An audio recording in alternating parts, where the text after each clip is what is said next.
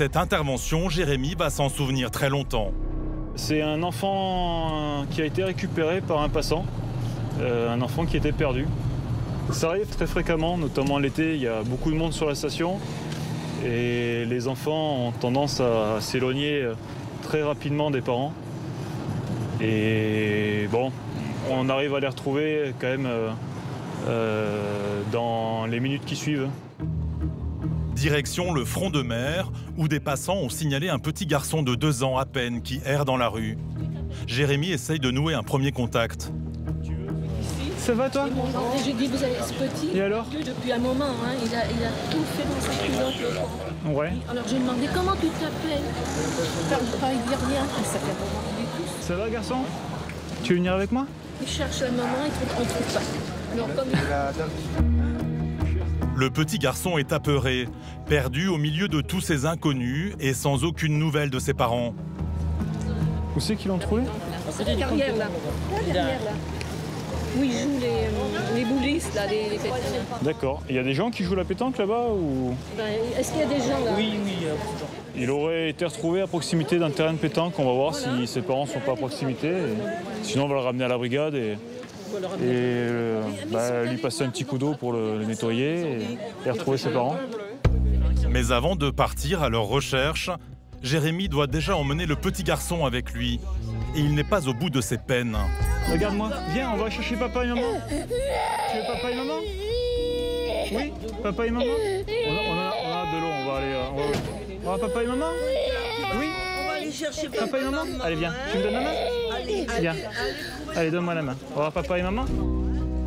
Jérémy, qui est père de 2 enfants, tente comme il peut de rassurer le petit garçon. C'est quoi ton prénom? Moi, c'est Jérémy. Elle s'appelle comment, maman? Un petit vacancier en pleine détresse. Jérémy imagine l'angoisse des parents.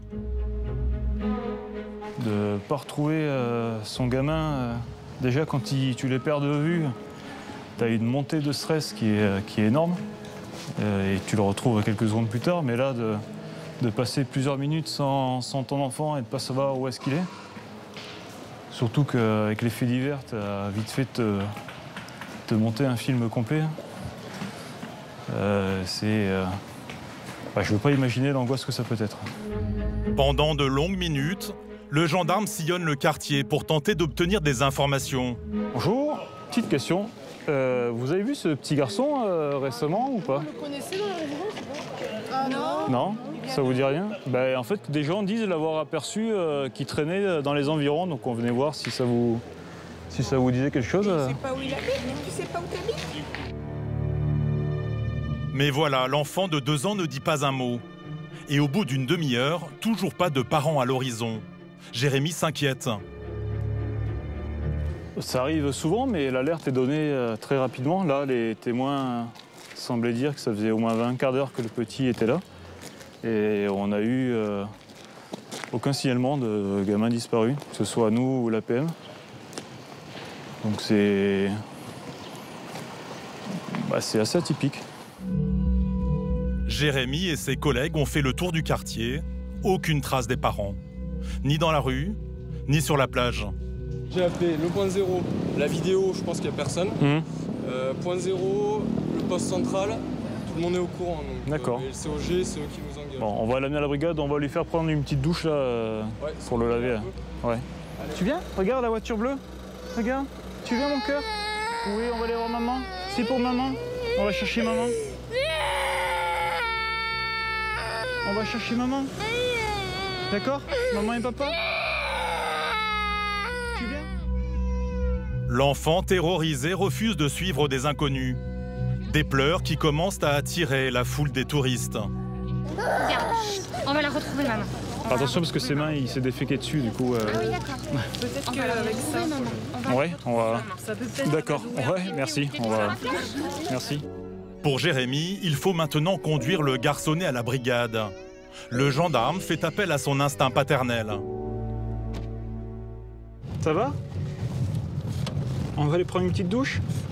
Et après, il y a maman qui va venir? Oui? Et oui, pardi. La paternité, ça prend Ça t'apprend quelque chose quand même. Ça change le rapport avec les enfants. Et alors? Finalement, grâce à l'attention de Jérémy, le bambin finit par se calmer. Tu viens? Tu montes? Hop! Oui! Oui, regarde, on va prendre une petite douche. De retour à la brigade, on est loin de l'ambiance garde à vue. Jérémy doit jouer les nounous pour le bien du petit garçon. On enlève le caca. Oh, le caca, il y en a partout. Le visage. Oh, oui, oui. Le bout du nez, parce qu'il y a du caca là. Là, il y a du caca. Oh, il y a du caca sur le bout du nez. L'enfant est enfin propre, mais surtout exténué après cette matinée de stress. Et voilà.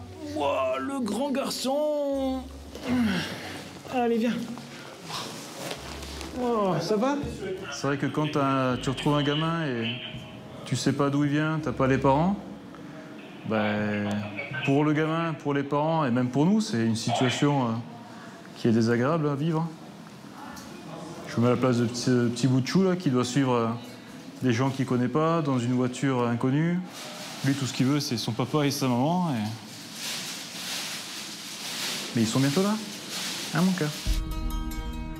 Et justement, après 1 heure de recherche dans toute la ville, un appel tombe au standard de la brigade. Un boxeur de bain avec des dessins de crabes. Ouais, et bien écoutez, il est avec nous là. Ah, tu es papa et maman? Oui, j'arrive. Ils vont arriver, mon cœur. Ils vont arriver. Au bout du fil, les parents paniqués viennent enfin de retrouver la trace de leur petit. Pour Jérémy, une très bonne nouvelle. Une intervention aussi qui change de l'ordinaire.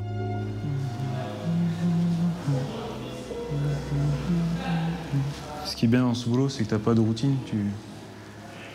Les gens, malheureusement, ne voient de nous que le volet répressif, mais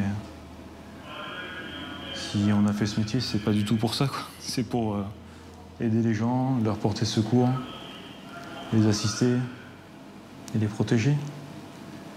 Un bout de chou. Les parents débarquent enfin. La maman a eu la peur de sa vie. Monsieur, dame. Bonjour.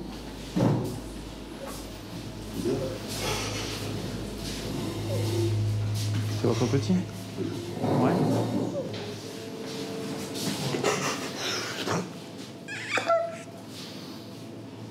Bon, il était crevé, hein. On lui a fait prendre une douche parce qu'il s'était déféqué dessus. Passé l'émotion, Jérémy cherche à comprendre comment ils ont pu en arriver là.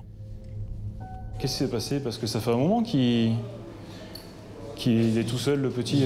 On l'avait confié aux autres enfants. Ouais. Il y en a un qui avait confié à l'autre. On s'est pris après. Ouais. Il y a d'autres gens qui ont dit qu'il y a la gendarmerie qui l'ont pris. Ouais. C'est là que j'ai appelé. D'accord, ok.